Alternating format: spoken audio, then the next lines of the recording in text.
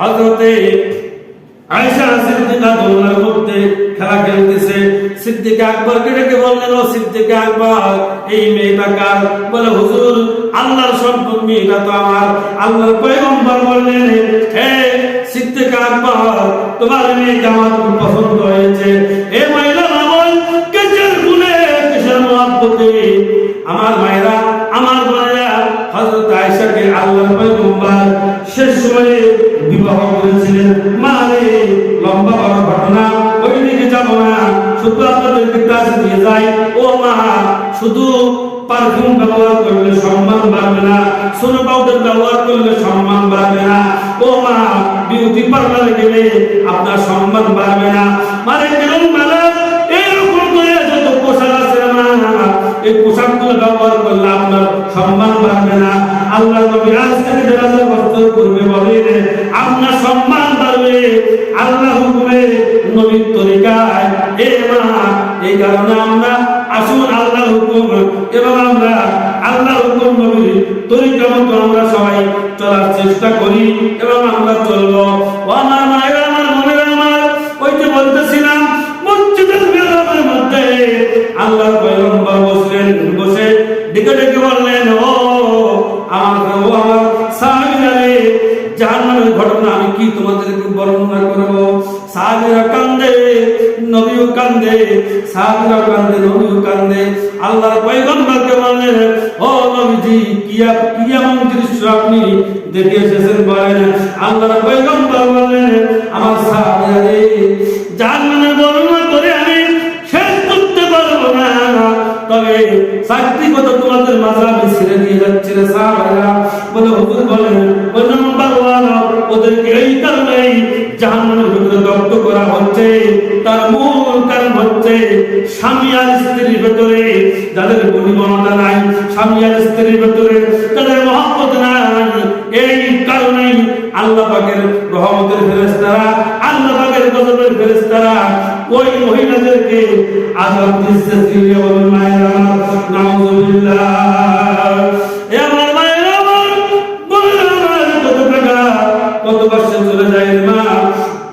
সন্তানের মার্কেট করেন, স্বামীর মার্কেট করেন, বয়োবৃদ্ধ শ্বশুরের মার্কেটটা আপনার হাত দিয়ে হয় না, বয়োবৃদ্ধ শাশুড়ি আম্মার মার্কেটটা আপনার হাত দিয়ে হয় না। মা, কি জবাব দিবেন আপনি আল্লাহর কাছে? এ মা, আপনি তো ভালো মন্দই ভালোই বাড়িতে খান। এ মা, যখন আপনি রান্না করে নিয়ে ঘরে যান, আপনার শ্বশুর আপনার শাশুড়ি লবণ মরিচ দিয়ে রাখতে আর মনে মনে বলে, সন্তান মানুষ করেছিলাম, সন্তান মানুষ করেছিলাম সুখ করার জন্য, শান্তি করার জন্য সন্তান মানুষ করেছিলাম, একটু একটু সংসারটা উন্নত করার জন্য।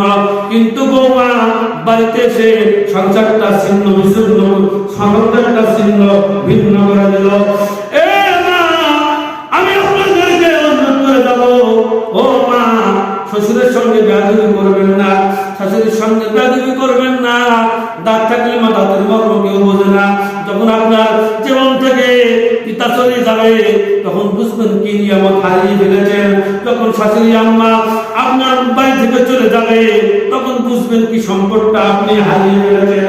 এ মা, এই কারণে বলবো, জান্নাতি নারী হওয়ার জন্য, জান্নাতি মহিলা হওয়ার জন্য আল্লাহর হাবিব জনাব মুহাম্মদ রাসূলুল্লাহ সাল্লাল্লাহু আলাইহি সাল্লামের তার আদর্শ মতো আপনি আমি যদি জীবন পরিচালনা করতে পারি, মা, আল্লাহ রাব্বুল আলামিন আপনাকে আমাকে হাত ছানি দিয়ে জান্নাতের মধ্যে প্রবেশ করাবেন। এই জন্য মহিলা আমার 4টি আমল করেন। 1 নম্বর নামাজ। মহিলা বাবা কাল লাগা নামাজ। এখন তো মহিলার মধ্যে নামাজ নাই, নামাজ বাদ দিয়ে চাকরির মধ্যে পানি, কয়েকবেলা পানি দেওয়া লাগে, সব ঠিক। কোন কাপড় কখন পরলে মানাবে, সব ঠিক। এরপর স্বামীকে কোন কথায় খোঁটা দেওয়া লাগবে, সব ঠিক। এ মহিলা বাবন সপ্তাহে সপ্তাহে যখন সময় পাবেন, যাদের মা নেই বাবা নেই, বাবার কবরের পাশে দাঁড়াবেন আর ওই দোয়াটা পড়বেন, রব্বির হামহুমা কামা রাব্বায়ানি সগীরা রব্বি গফিরলি ওয়ালিদাইয়া ওয়ালিল মুমিনিনা ইয়াওমা ইয়াকুমুল হিসাব। এই দোয়াটা ভালো করবেন। মানে এ মা, আমার মহিলা বাবন, ও আমার শাশি আম্মা, ও আমার খালাম্মা, আমি অত্যন্ত বিনয়ের সহিত অনুরোধ করে যাব, মায়ের কবরের পাশে দাঁড়ান, বাবার কবরের পাশে দাঁড়ান, দাঁড়িয়ে কিছুই জানেন না, সূরা ইখলাসটা, সূরা ফাতিহাটা, সূরা মুলুকটা একটু তেলাওয়াত করেন, একটু বাবার জন্য দোয়া করেন। আপনিও কবরে চলে যাবেন, কি নিয়ে যাচ্ছেন এবং কি রেখে হলো যাচ্ছেন, আপনাকে আপনি নিজেই প্রশ্ন হল করলে সব বেরিয়ে হলে আসবে। আমার মহিলা মামন যোগ্য চলে যাব, আপনারা সকলে আমার জন্য দোয়া হলো করবেন।